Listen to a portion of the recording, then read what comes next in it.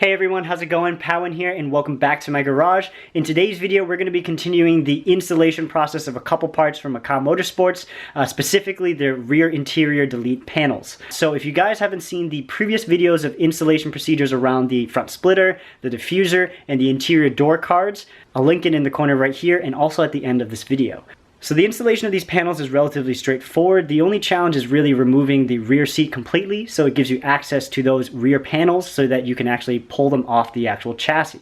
I think the hardest part is really going to be removing the headrests and then maybe the seat belts as well, but we'll see how that goes. I'm going to have to admit this is a project that I haven't tackled yet before, so this is going to be the first time actually doing it, so wish me luck. Alright, so if I open the door right here, I actually have the panels already set inside the car. Right here, pull one out. Alright, if you guys don't remember, the door panels from MKAH Motorsports are still looking sweet.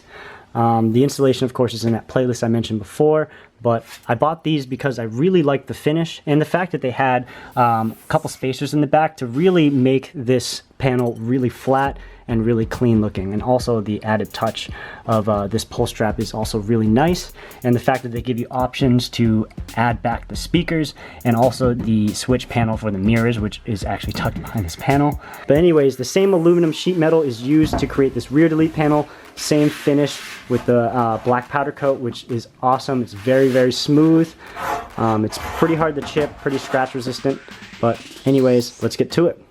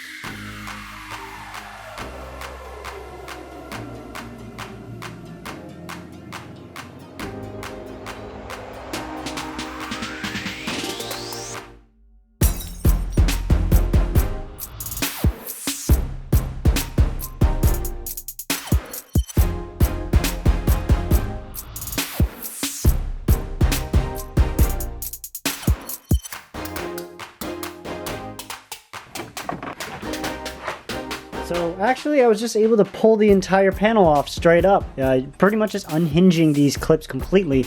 I had originally thought that there was something preventing these from actually releasing from this tab right here, but as you can see, it just slid right off. Now it's time to remove the seatbelt to remove the panel completely and then test fit the new panel.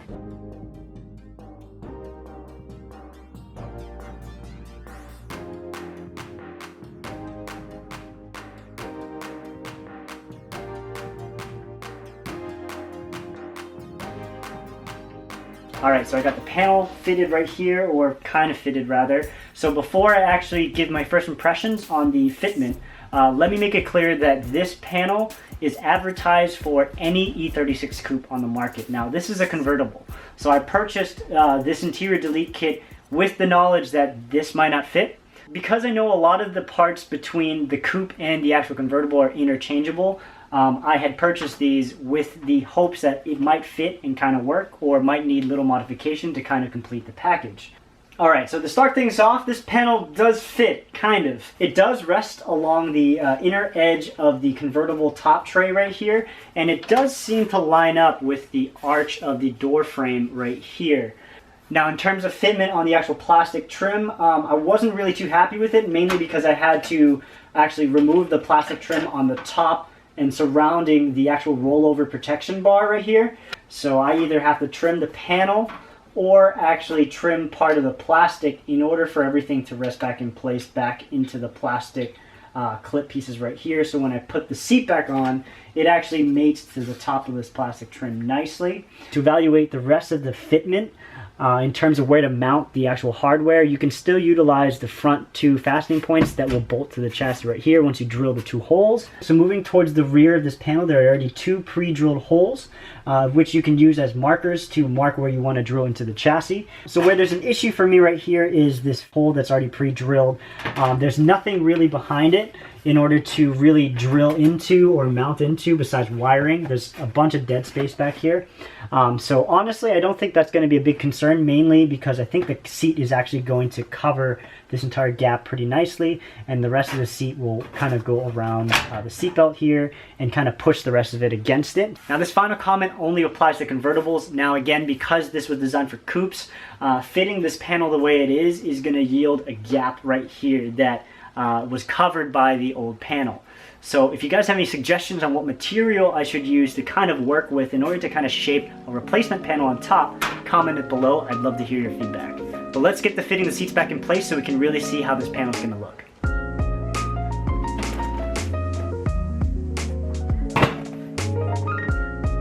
Alright, so looking at this panel now, I can clearly see that the gaps that I was concerned with are covered up now.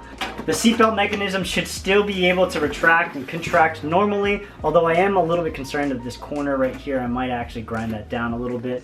But otherwise, I might move this panel forward and back depending on where I'm going to drill it into the car to see how it fits with the rest of the plastic trim. So since this looks pretty good, I'm going to go ahead and remove this panel, remove the seats back out, make the final adjustments I need to evaluate fitment again, drill the holes, and then mount this panel permanently.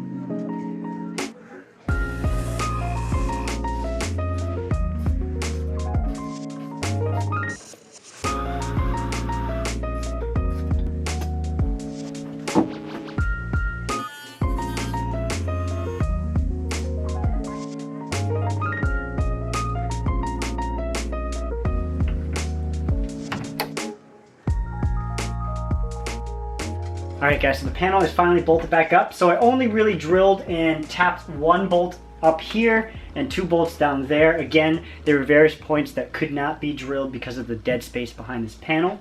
But other than that, I had to trim the corner here to refit the bracketry for the seatbelt mechanism here.